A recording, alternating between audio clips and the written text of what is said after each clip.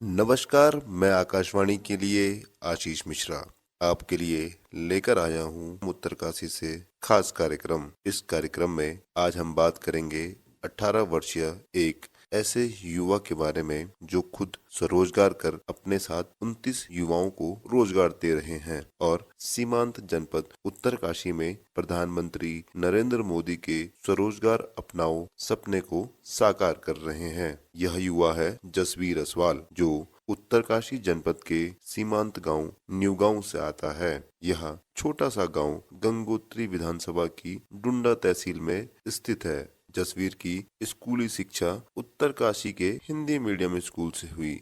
जसवीर की माता बिजना देवी गृहिणी और पिता कुंदन सिंह भी खेती बाड़ी कर अपना जीवन यापन कर रहे हैं। जसवीर अपनी 6 बहनों का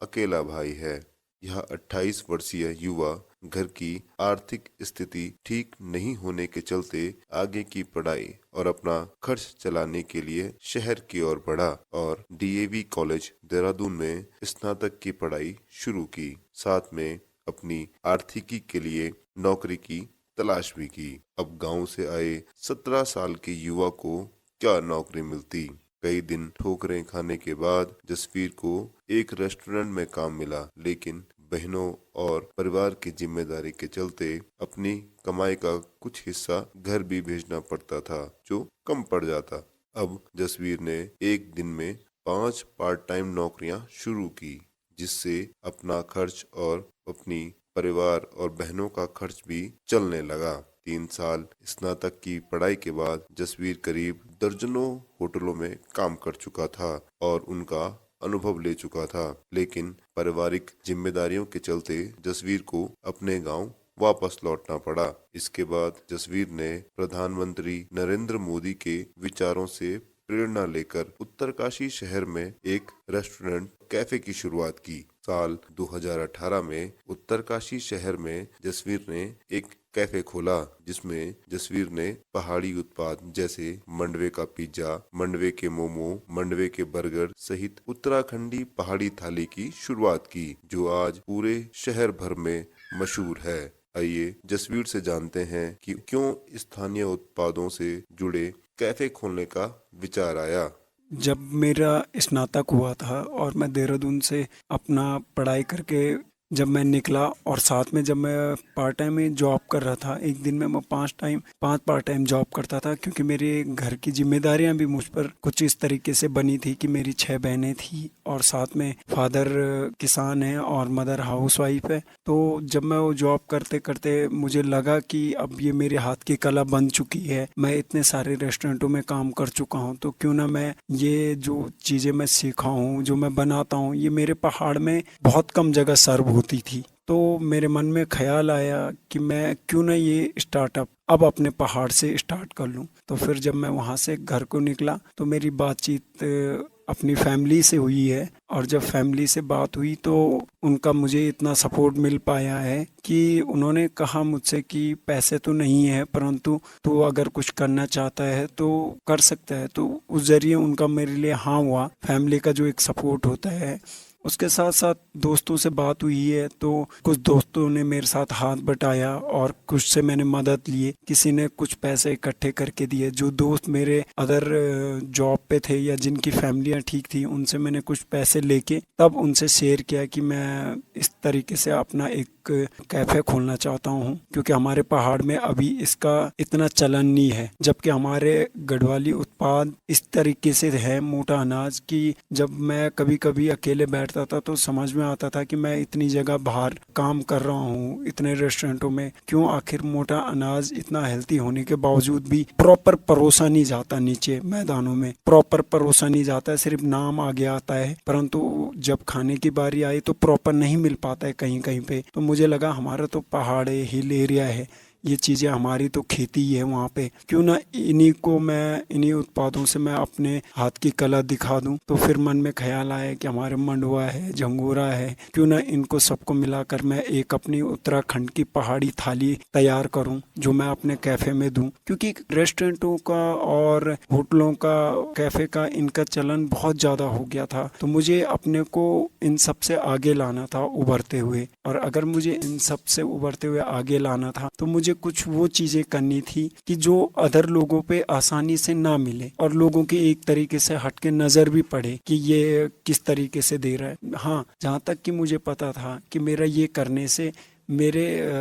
खुद के लोग भी कुछ टाइम तक शायद इस चीज़ को अवॉइड ना करें, क्योंकि होता ना कि जो चीज़ हमारे पहाड़ी एरियो में ज़्यादातर मिल रही है वो चीज़ें हम लोग ज़्यादातर उसे यूज़ नहीं कर पाते हैं, परंतु जब हम उनके बारे में बाहर कहीं सुनते हैं तब हम उन चीज़ों की चर्चाएं करते हैं। तो मन में इसी तरीके से आया भी, और जब मैंने इन चीज़ों का देखा अपने यहाँ पे मंडुए का, मुझे लगा कि पूरे ऑल इंडिया में, मतलब जब हमारे यहाँ पे इंडिया में जैसे आकर फास्ट फूड में पिज़्ज़ा दे सकते हैं, तो मैं क्यों ना उसी पिज़्ज़ा को अपने यहाँ के मोटे अनाज मंडुए का पिज़्ज़ा बना लूँ, जो उसका बेस होता है उसको मंडुए का तैयार कर दूँ। और जब मंडुए का मैं पिज़्ज़ा का बेस तैयार कर सकता हूँ तो क्यों ना मंडुए का ही बर्गर भी कर दूँ, क्योंकि जो चीज़ें बड़ी बड़ी फ्रेंचाइज या होटल लाइन दे रही है वो ऑब्वियसली ज़्यादातर मैदा क्या हो रहा है, परंतु मुझे लगा मेरा तो पहाड़ी क्षेत्र है, मेरी खेती भी यहाँ की यही है, तो मुझे आसानी से ये उत्पाद मिल भी जाएंगे और शायद आगे अगर मेरा कैफे चल पड़ता है तो ये चीज़ों में मुझे कभी दिक्कत नहीं आएगी कि मुझे कहीं से ज़्यादा दिन तक वेट करना पड़ेगा खरीदने का, या कहीं मुझे दुकानदारों से बात करनी पड़ेगी, ये मुझे आसानी से गांव वालों से मिल जाता। तो इसी के साथ साथ मुझे लगा कि हमारे फास्ट फूड में एक चलन चल रहा है कि मोमोज का, तो मुझे लगा कि मोमोज भी मैदा का है, तो क्यों ना मैं मोमोज भी मंडुए के तैयार कर लूँ। तो इस तरीके से सोचा। जब मैंने ये किया तो कुछ ही दिनों बाद हमारे खुद के स्थानीय लोग भी इस पर तैयार हो गए और वो मेरे रेस्टोरेंटों में आने लग गए। तब मैं अकेला था, फिर मेरी हेल्प करने के लिए जो भी मेरे दोस्त होते थे सुबह शाम वो मेरे साथ रात को चुपके से बर्तन धुलने आते थे, ये आज भी मुझे याद है। और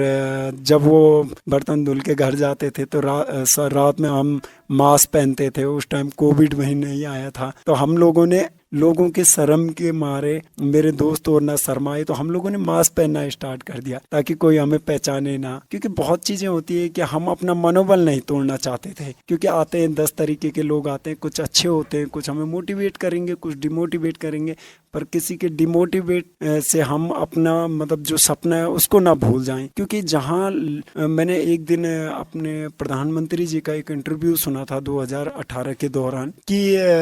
स्वरोजगार को युवाओं को चुनना चाहिए, तो मुझे कहीं ना कहीं वो बात अंदर ही अंदर खली। मुझे लगा कि ये बात सत्य है, जहां पर आज लाखों युवा मांग कर रहे हैं रोजगार की, वहीं पर कहीं ना कहीं मुझे लगा कि इतने लोगों में से अगर कुछ लोगों ने भी स्वरोजगार को चुना तो मुझे लगता है कि रोजगार मांगने की जरूरत नहीं पड़ेगी। जसवीर के परिवार में जसवीर 6 बहनों का अकेला भाई है और अब जसवीर की 2 बेटियां भी हो चुकी हैं। तो महिलाओं का सम्मान जसवीर बचपन से ही करते आए हैं, लेकिन महिलाओं को मजबूत करना जसवीर का सपना था। 2023 में जसवीर ने 10 लड़कियों के साथ मिलकर चाय की दुकान ही नहीं बल्कि हर ऑफिस, दुकान, ठेली, पुलिस स्टेशन तक चाय डिलीवर करने की ठानी और चाय की डिलीवरी की शुरुआत की, जो इन दिनों बाजार में चर्चाओं का विषय भी बना हुआ है कि भाई छोटी छोटी लड़कियां चाय पिला रही हैं। आइए लड़कियों के साथ चाय की डिलीवरी को लेकर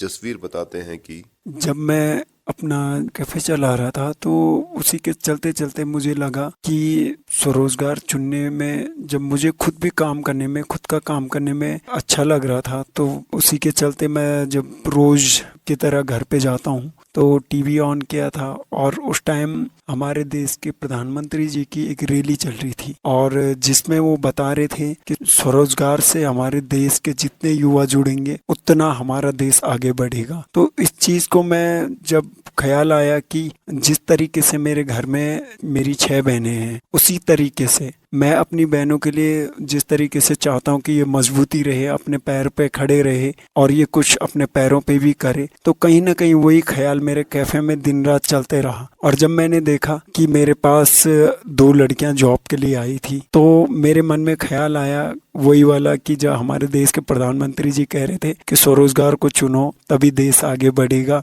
और वो चीज़ें जब मैंने